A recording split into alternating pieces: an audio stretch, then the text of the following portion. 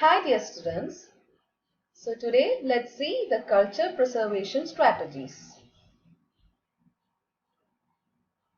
So what is pure culture? Pure culture is a culture obtained from a single spore, that is fungal spore, or a single cell, and it can be bacterial cell.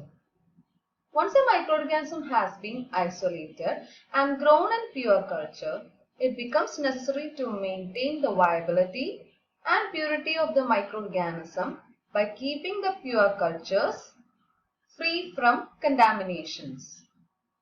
So what's preservation? To maintain pure culture for extended periods in a viable conditions without any genetic change is referred as preservation. The aim of preservation is to stop the cell division at a particular stage, that is to stop microbial growth or at least lower the growth rate.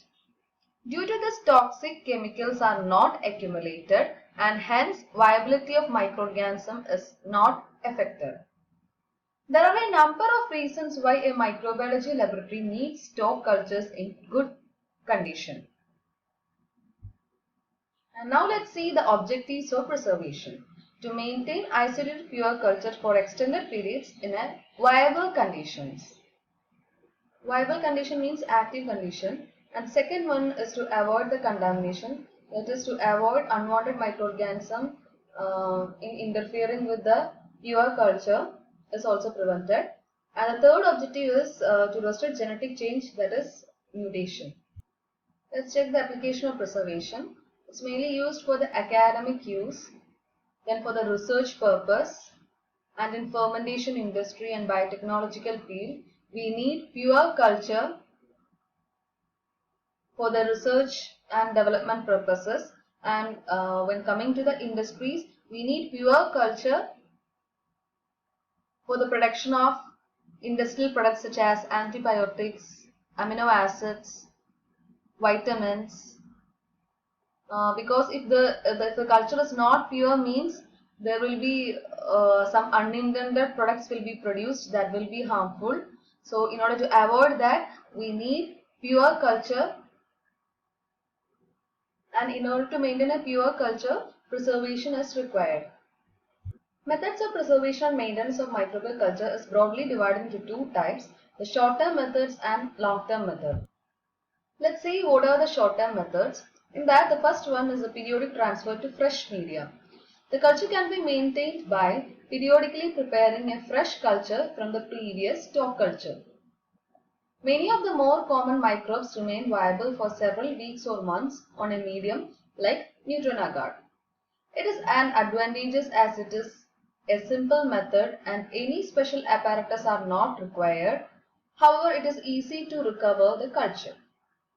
The transfer has the disadvantage of failing to prevent changes in the characteristics of a strain due to developments of variants and mutants, and there is risk of contamination in this process. The temperature and the type of medium chosen should be support slow growth rather than a rapid growth, so that the time interval between transfers can be as long as possible. Next method is the preservation of bacteria using glycerol. Bacteria can be frozen using 15% glycerol. The glycerol is diluted to 30% and an equal amount of glycerol and culture growth are mixed, and it is dispersed into the tube and then frozen at -10 degrees Celsius. The viability of the organisms varied. For example, E. coli and Diplococcus pneumonia remain viable for 5 months. Haemophilus influenzae remain viable for 4 months. Neisseria meningitidis for 6 weeks. And Neisseria gonorrhea for 3 weeks. Next method is the storage by drying method. Spores of some microbes which are sensitive to freeze drying can be preserved by drying from the liquid state rather than the frozen state.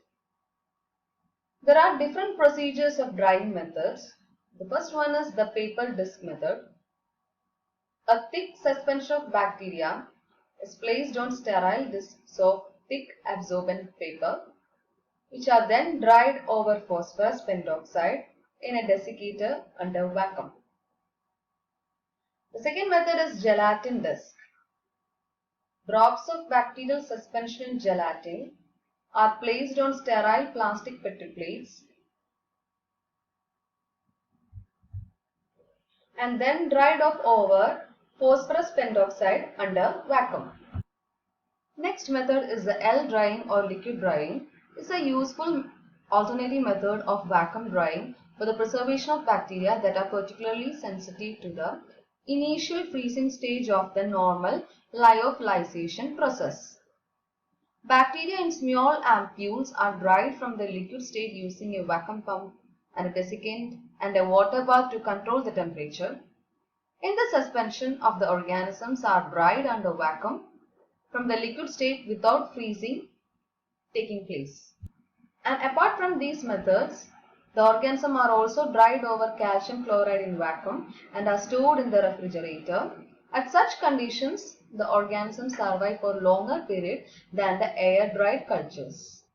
Next method is the storage by refrigeration. Culture medium can be successfully stored in refrigerators or cold rooms when the temperature is maintained at 4 degrees Celsius. At this temperature range, the metabolic activities of microbes slows down greatly and only small quantity of nutrients will be utilized. This method cannot be used for a very long time because toxic products get accumulated which can kill the microbes. Hence, this is also used for a short-term storage or preservation. Next, let's see some long-term methods of preservation. In that, the first one is mineral oil or liquid paraffin storage. In this method, sterile liquid paraffin is poured over the slant culture of microbes and stored upright at room temperature. Whereas cultures can also be maintained by covering agar slants by sterile mineral oil, which is stored at room temperature or preferably at 0 to 5 degrees Celsius. It limits the oxygen access that reduces the microorganisms' metabolism and growth as well as to cell drying during preservation. The preservation period for bacteria from the genera Azotobacter and Mycobacterium is from 7 to 10 years and for Bacillus it can be stored for almost 8 to 12 years. This method of maintenance has the unique advantage that one can remove some of the growth under the oil with a transfer needle, inoculate a fresh medium, and then still preserve the original culture. The simplicity of the method makes it attractive. Next method is storage in saline suspension. Here the bacterial culture is preserved in 1% salt concentration in screw-capped tubes to prevent evaporation. The tubes are stored in room temperature.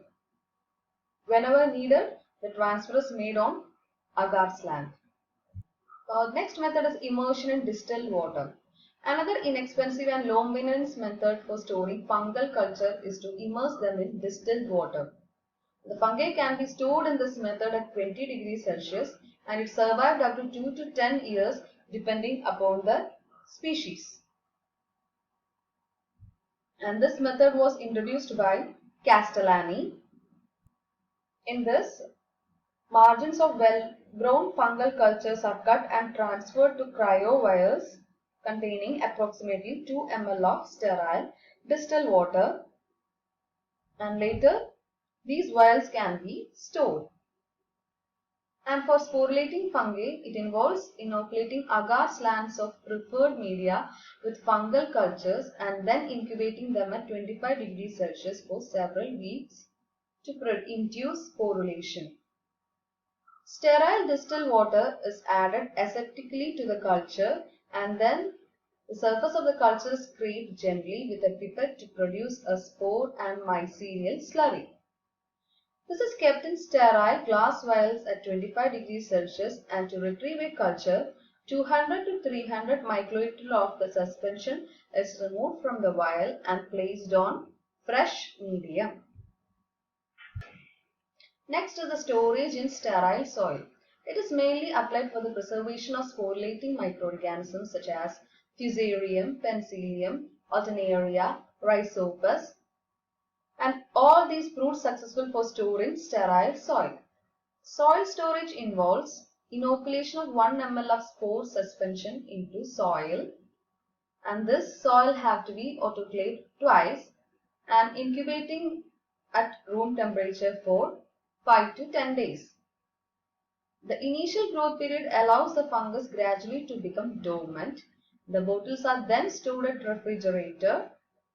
Viability of the organism is found around 70 to 80 years with this technique. Next method is a preservation by lyophilization or freeze drying. It is a vacuum sublimation technique. Freeze drying can satisfactorily preserve many kinds of bacteria that would be killed by ordinary drying. In this process, a dense cell suspension is placed in small vials and frozen at -60 to -78 degrees Celsius. The vials are then connected to a high vacuum line. The ice present in the frozen suspension sublimes under the vacuum, that is, it evaporates without going through the liquid water phase. This results in dehydration of the bacteria with a minimum damage to delicate cell structures. And then the vials are then sealed off under vacuum and stored in a refrigerator. By freezing the cells in a medium, it should contain certain lyoprotectant like sucrose, and the freezing must be very rapid with the temperature lowered to well below 0 degrees Celsius, that is, it can be ranging from -20 to -78 degrees Celsius, and the lyophilized cultures are stored in the dark in refrigerators which is around 4 degrees Celsius. Many microbes preserved by these methods have remained viable and unchanged in their characteristic more than 20 years. It is very advantageous as only minimal storage space is required to preserve these small vials. Next method is the cryopreservation, that is freezing in liquid nitrogen at -196 degrees Celsius or in the gas phase above the liquid nitrogen at -150 degrees Celsius. And this helps survival of pure cultures for long storage time. In this method, the microorganisms of culture are rapidly frozen in liquid nitrogen at -196 degrees Celsius in the presence of stabilizing agents such as glycerol or dimethyl sulfoxide that prevent the cell damage due to formation of ice crystals, and it promotes cell survival. By this method, species can remain viable for 10 to 30 years without undergoing change in their characteristics. And the small vials can be sent conveniently through the mail to other microbiology laboratories when packaged in a special sealed mailing containers.